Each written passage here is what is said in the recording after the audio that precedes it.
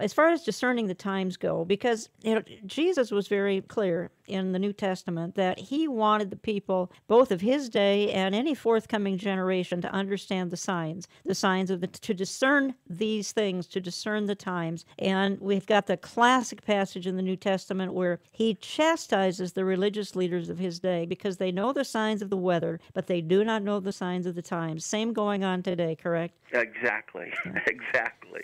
So, I mean, even the verse out of Jeremiah 8, I mean, the birds know when to migrate, Right, but exactly. I love that verse. my people are clueless. Right. So the birds are more discerning than God's people sometimes, which is kind of tragic. I think, if I understand this right, the references to the darkening of the sun, the moon, etc., that's probably, particularly in Matthew 24 and in Revelation, that's going to be talking about the tribulation period. Okay. Am I right? I think so. Well, Matthew 24, that's Right. that's the tribulation chapter Right. in there. Right. You made a couple of statements, though, that I want you to elaborate on, because you say the spring feasts were all fulfilled at Jesus' first coming, and the fall feasts herald his second coming. Explain to us why the spring feasts were all fulfilled. And again, feasts of the Lord, folks. We can call them the feasts of Israel, the Jewish feasts, but they really belong to God. So, Mark, the spring feasts were all fulfilled at Jesus' first coming. Explain.